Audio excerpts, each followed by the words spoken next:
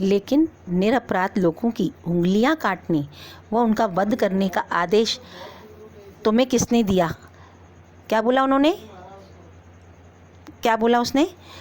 लेकिन निरपराध लोगों की उंगलियां काटने एवं उनका वध करने का आदेश तुम्हें किसने दिया? भगवान बुद्ध ने इस प्रश्न पर अंगुलीमाल मौन रह गया। क्या कहा भगवान बुद्ध ने?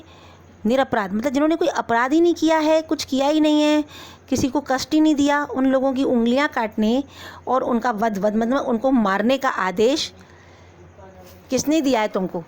है ना। महात्मा बुद्ध ने क्या कहा बच्चों? महात्मा बुद्ध ने क्या कहा? अगर कि भाई तुमको किसने दिया ये आदेश कि तुम किसी को भी मारो जाकर? भगवान बुद्ध ने फिर कहा, हे वत्स, आनंद निर्माण में है, विनाश में नहीं। क्या कहा? भगवान बुद्ध ने फिर कहा, क्या कहा? हे वत्स, हे बच्चे, वत्स में बच्चों, बच्चा, पुत्र, पुत्र को भी बोलते हैं वत्स, है ना, वत्स। हे वत्स, हे पुत्र, आनंद निर्माण में है, विनाश में नहीं। आनंद किस में है?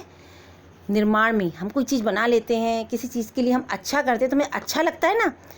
कुछ काम हमसे गलत हो जाता है या हम किसी को गलत बुरा कह देते हैं, उस वक्त हम कह देते हैं बुरा, लेकिन बाद में हमें खुद ही अच्छा नहीं लगता कि अरे हमने उसके क्यों बोला, हमने उसको दुख पहुंचाया, ऐसा हमें अच्छा नहीं लगता।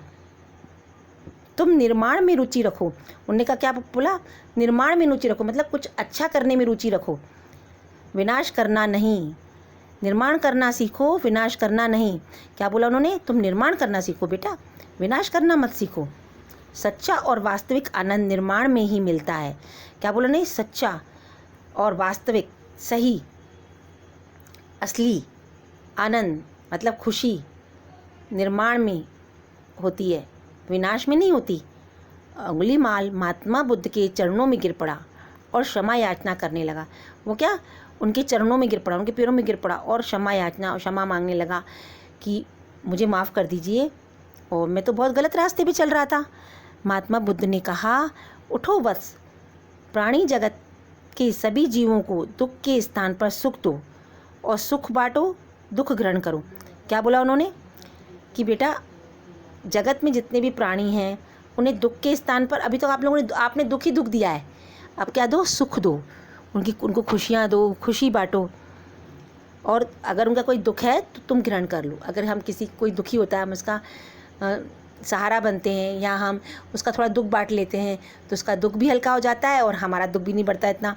हम थोड़ा सा दुख उसका ले लें, मतलब उसको किसी चीज़ से सहायता कर दें, पैसों से या काम से, तो क्या हमारे ऊपर इतना बर्डन नहीं होता, लेकिन दूसरे का दुख कम हो जाता है। अंगुलीमाल पर बुद्ध की बातों का गहरा प्रभाव पड़ा। उसने महात्मा बुद्ध के चरण पकड़ लिए और बौद्ध धर्म की दीक्षा ली। और क्या किया उन्होंने? महात्मा बुद्ध के चरण पकड़ लिए, पैर पकड़ लिए और बौद्ध धर्म की, है ना, दीक्षा ले ली उन्होंने। दीक्षा मीन्स शिक्षा होती है ना, गुरु दक्षिणा, वो बौद्ध धर्म की ले ली। उसी दिन से वह समाज सेवा के कार्यों में लग गया। और वो क्या हुआ? समाज के काम करने लगा, अच्छे अच्छे काम, समाज सेवा के काम कर लोगों की सहायता करने लगा, किसी को सताता नहीं था, है ना। तो क्या हुआ? वो एक महात्मा के उपदेश से सुधर गया। उसको लगा कि हाँ मैं गलत हूँ, मैं गलत काम किए मैंने बहुत, है ना, मुझे अच्छा काम करना चाहिए। अगर मैं बना नहीं सकता तो मुझे बिगाड़ने का भी हक नहीं है।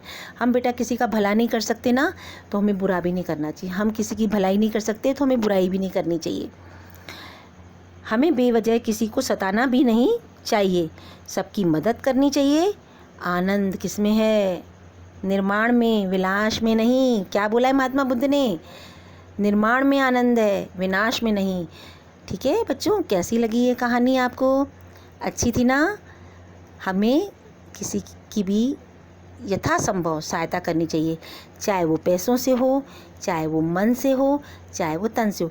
अगर कोई बूढ़ा व्यक्ति है, कोई भार उठा रहा है, तो अगर हम थोड़ा सा उसको सहारा दे देंगे तो वो हमें आशीर्वाद ही देता है ना, गाली तो नहीं देगा कि अरे तुमने ऐसा क्यों किया, मेरी हेल्प क्यों की। नहीं बच्चों, अगर हम अच्छा काम करते हैं तो हमें सराहना मिलती है, हमें लोग अच्छा कहते हैं, है ना। बुरा काम भी नहीं करना चाहिए।